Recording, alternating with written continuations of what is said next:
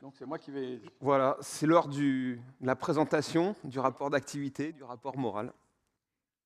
Bien. Il marche les micros là? Parce que moi j'aime bien me balader. Ah oui, ça marche, c'est impeccable ça. Impeccable. Bon, on a pris un petit peu de retard. J'ai sorti mon téléphone parce que je n'ai pas ma montre. Ah oui, on a pris un petit peu de retard. On va tâcher de le rattraper avec le rapport d'activité. Pour une raison très simple, c'est qu'on a extrait quelques slides pour illustrer le propos. On a une dizaine de minutes, c'est ça Thomas, hein? Bon, on va tâcher de ne pas trop déraper. Et puis tout simplement, il est beaucoup plus synthétique que d'habitude. Il est dans vos sacs. Et donc, on a extrait simplement quelques slides. Il y a une zappette, non? On peut passer les slides ou pas? Non? Voilà. Bon, premier slide que l'on a retenu, très rapidement, il porte sur la conjoncture. Je ne vais pas être très très long sur la conjoncture. Frédéric en a dit un mot. Pour les TP, c'est à peu près la même chose pour le bâtiment. Très rapidement, on est un peu dans la nasse, honnêtement, pour une raison très simple. La construction neuve a du mal dans toutes les régions. Hein, ce n'est pas propre à telle ou telle région. Je ne vais pas m'étendre sur toutes les raisons qui font que la construction neuve est en train de se casser la figure. Le logement, il y a un écart considérable entre le niveau des salaires et le coût de l'immobilier dans les zones tendues, ce qui rend l'accession pour les primo-accédants très, très compliquée. Le tertiaire, le développement du télétravail fait que quand une entreprise déménage, elle déménage pour plus petit que quand, voilà, pour plus petit par rapport à avant. Donc ça a comme effet d'augmenter le stock du tertiaire. Bref, on construit moins.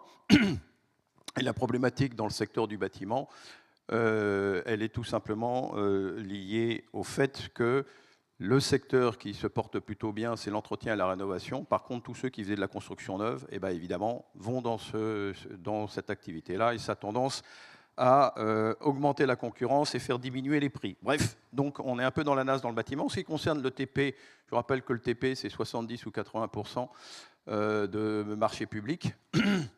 Et que j'ai cru comprendre que les finances publiques n'étaient pas, dans un état extraordinaire. Bon, bref, on se prépare des années, mes amis, qui risquent d'être un petit peu difficiles.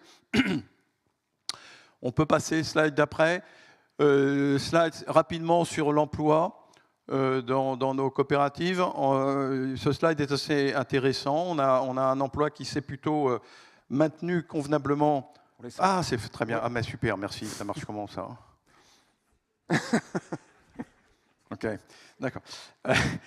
Donc l'emploi s'est plutôt maintenu là ces dernières années. On a depuis 2021-2022, on a retrouvé l'emploi qu'on avait en 2008. On surperforme un tout petit peu le secteur. Alors, faut pas trop rouler des mécaniques, hein, mais c'est vrai qu'on se comporte plutôt pas mal en matière d'emploi, et c'est une bonne chose. Hein. Je passe assez rapidement, tout ça, vous l'avez dans votre sac. On a gagné un petit peu en nombre de salariés et en nombre de scopes. Pas suffisamment.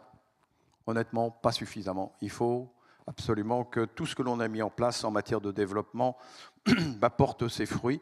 Ce sera probablement un des objectifs de la prochaine mandature. Nos prochains élus, du moins nos élus tout à l'heure, nous en parlerons peut-être un peu plus. Ce slide-là, c'est région par région. Je passe très vite, encore une fois, hein, parce qu'il y a un petit peu de temps à rattraper. Tout ça, c'est encore une fois dans vos sacs. Et je vais aller sur les slides sur lesquels j'aurais m'attarder. Ça, c'est une excellente réussite. Vous savez qu'on a élargi nos adhérents aux entreprises qu'on appelle connexes. Il faudra peut-être qu'on trouve un mot un peu plus joli que activité connexe.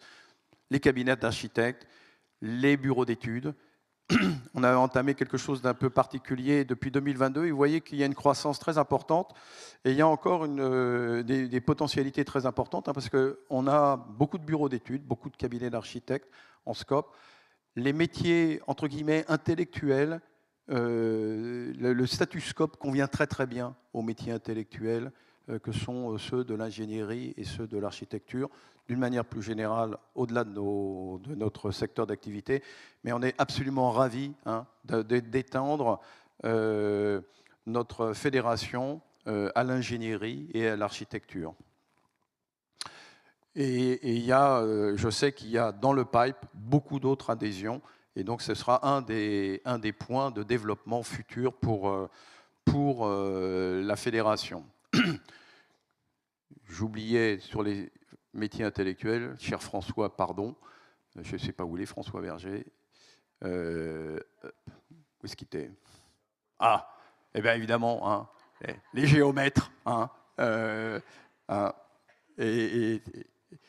Et vous êtes un des piliers de la fédération depuis très longtemps. Ça, c'est quelque chose de très important et c'est une vraie source de satisfaction. Quand on a noué nos accords avec la FFB et la FNTP, il y avait quelque chose de très important, c'est qu'on a fait des adhésions globales au niveau régional et national, tant côté FFB que du côté de la FNTP. Par contre, il y a des structures départementales qui sont assez indépendantes, qui sont parfois mixtes bâtiments et travaux publics, parfois ça n'est pas le cas.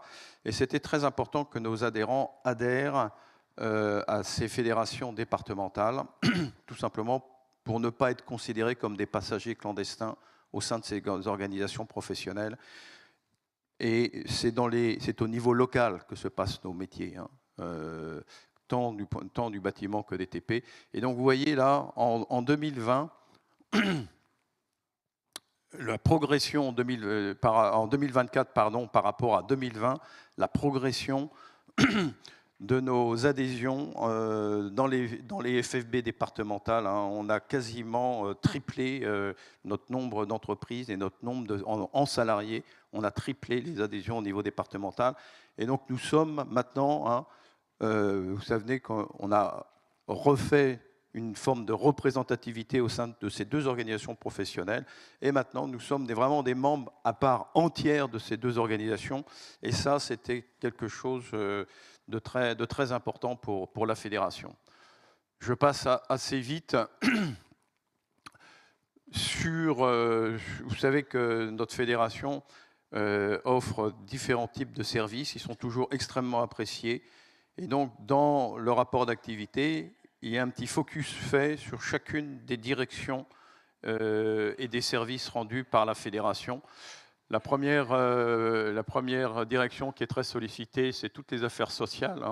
On a des particularités évidemment liées à nos conventions collectives, qu'elles soient du bâtiment ou des TP, et donc on a une expertise très forte dedans, et que l'on arrive à conjuguer avec des spécificités très fortes que sont nos statuts de scope. Et donc on a la combinaison de ces deux expertises permet d'avoir des conseils tout à fait satisfaisants et qui sont très chers à nos adhérents.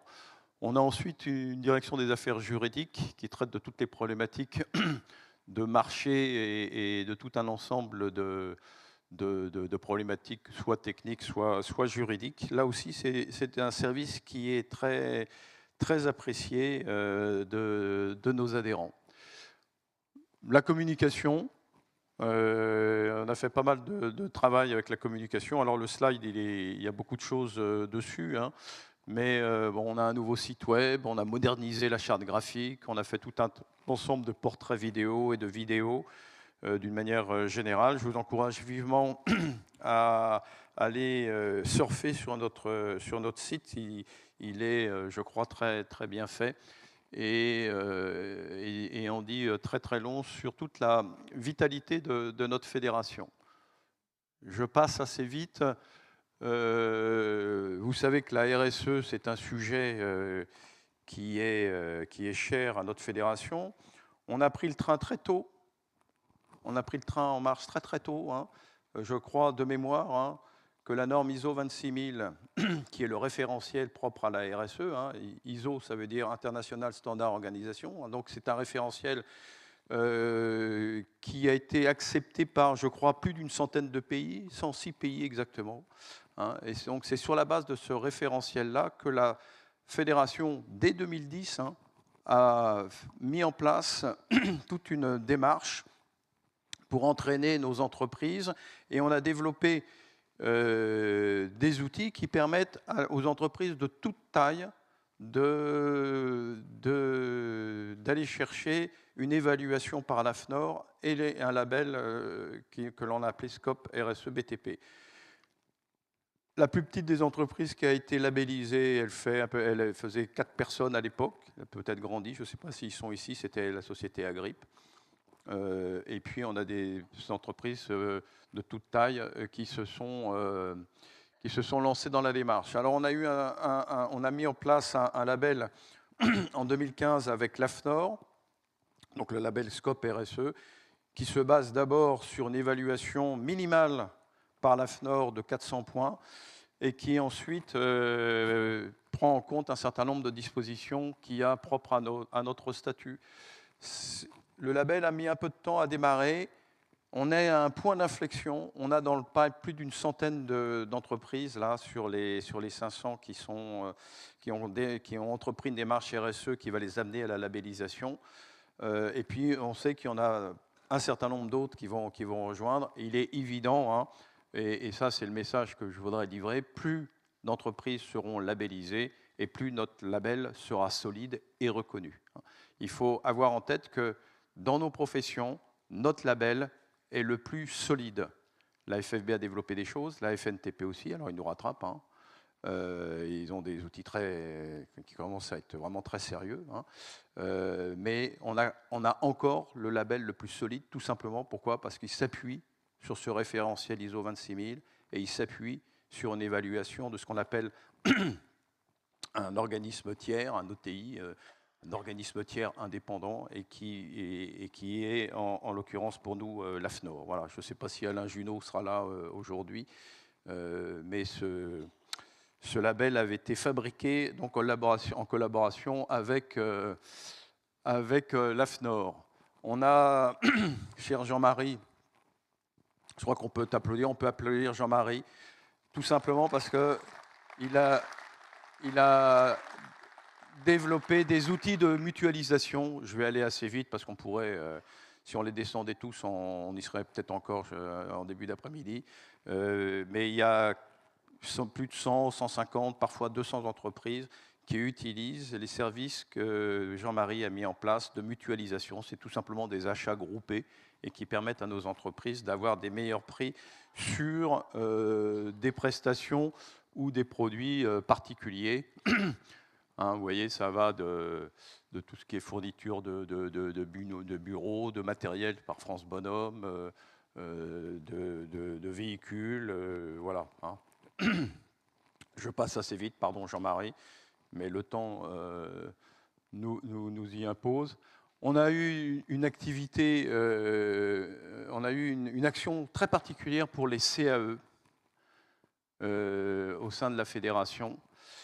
Je vois Sébastien et Yaël, et je ne sais pas si Laurence est avec nous. Je te salue, Laurence. Hein. Et on a eu une action prolongée hein, tout au long du mandat pour aider tout simplement les CAE. Et on est très heureux de la manière dont tout ça s'est développé. Il faut vraiment avoir en tête que les CAE sont une réponse vraiment excellente, notamment pour adresser, pas que, hein, mais notamment pour adresser l'immense marché des particuliers. Et parmi ce marché des particuliers, il y a un enjeu considérable qui est celui tout simplement de la transition énergétique. On n'arrête pas de parler de nos normes, qui honnêtement, Nathalie, sont quand même assez consistantes dans le neuf. Par contre, il y a des millions de logements à rénover à améliorer en matière de performance énergétique. Et nos amis des CAE ont un projet assez stupéfiant autour de ça, et on est très heureux, Sébastien, de le soutenir. Voilà.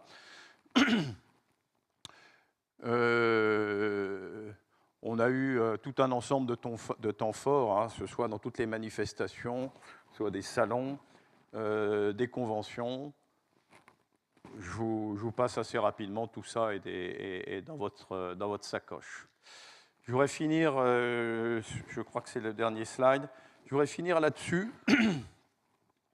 C'est l'évolution, tout simplement, par rapport à 5 objectifs que l'on s'était fixés. Avec le recul, je pense que c'est formidable de s'être fixé des objectifs. J'étais peut-être un petit peu ambitieux. Et le nouveau texte d'orientation qui sera présenté là dans quelques quarts d'heure a très bien amélioré la chose, parce que d'abord, il a fixé des objectifs un poil plus réalistes, et puis surtout, il les a déclinés région par région, et ça, c'est vraiment bien. Je voudrais revenir juste 2 secondes là-dessus, et vous redire à quel point il semble quand même que ce soit des indicateurs qui soient très, très importants. Le premier indicateur, c'est les doubles adhésions CG-Scope, fédération. On avait fixé un objectif à 100%. Il y a peut-être quelque chose d'un peu illusoire. Moi, je considère quand même que quand on est dans un mouvement, on l'est pleinement, tout simplement. Et donc, quand on est scope du bâtiment, on doit être scope, on est scope, quoi. Donc, on adhère au mouvement. Je vous rappelle quand même que toutes les dispositions fiscales, toutes les particularités qui sont liées au statut, c'est le fruit d'un lobbying qui est mené par la Confédération générale des scopes.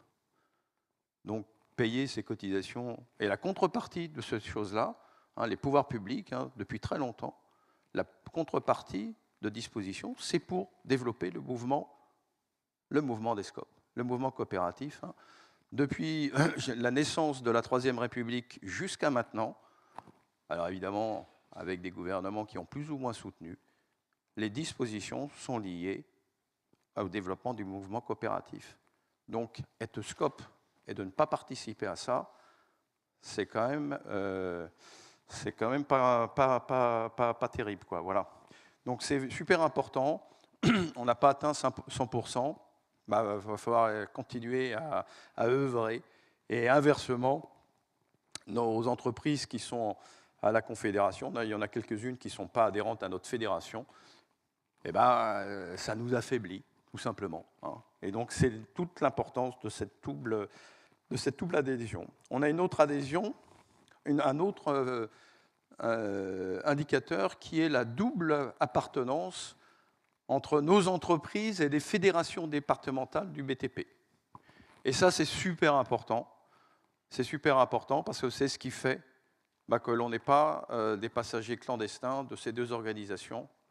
Et la montée en puissance, c'est ça qui nous permet d'être très à l'aise au sein de ces organisations professionnelles, que j'appelle organisations, entre guillemets, abritantes. C'est très important. Et on a bien progressé, honnêtement, vous voyez. On a des chiffres de 2021, mais si on prenait des chiffres de 2020, on a pris les chiffres de 2021 parce que c'était le début de la mandature, mais on a quand même bien progressé. On a encore un peu de boulot, mais on a bien progressé. L'ambition 3, c'est d'avoir 1500 salariés au sein de notre fédération. Et tout simplement, pourquoi ? Parce que ça nous permettrait d'atteindre un équilibre financier extrêmement satisfaisant pour la fédération. On l'avait calibré là-dessus. L'ambition 4, c'est la RSE. On a progressé, pas beaucoup, mais on a énormément augmenté l'entrée dans le pipe du nombre d'entreprises qui se sont lancées dans cette labellisation, à tel point que ça risque de nous poser un problème, c'est qu'on a des comités de labellisation, on en avait un par an, Et il va falloir en organiser 2, 3 ou 4 par an maintenant, et ça risque de nous poser un problème organisationnel. Donc ça, ce sera la rançon du succès. Et puis, on a une ambition qui nous tient vraiment à cœur, c'est l'apprenti, les nombres d'apprentis. On a progressé là-dessus. On n'a pas atteint les 10% d'apprentis. La conjoncture, là, va peut-être pas nous aider dans les années à venir. Il faut essayer de faire en sorte que les apprentis ne soient pas la variable d'ajustement. Souvent, c'est le cas. Et ça, c'est une vraie bêtise. Parce que quand ça reprend, paf, on se plaint qu'il n'y ait pas suffisamment de compagnons formés.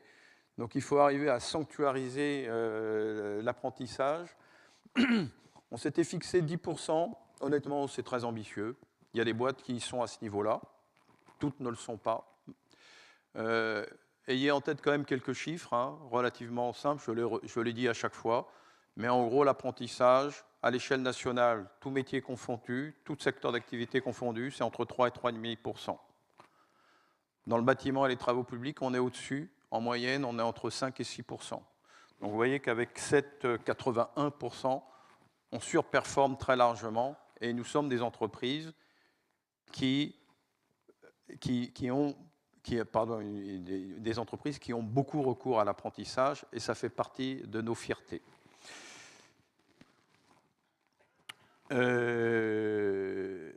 Voilà. Et donc, j'étais assez rapide sur ce rapport d'activité. 1000 excuses, il est quand même beaucoup plus long. Je vous encourage à le parcourir. Vous retrouverez toutes ces informations et d'autres. Et je laisse la place à des témoignages régionaux. Et je te laisse la parole, Laurent. Merci, Charles-Henri. Et à tout à l'heure pour les votes électroniques, l'élection du conseil d'administration.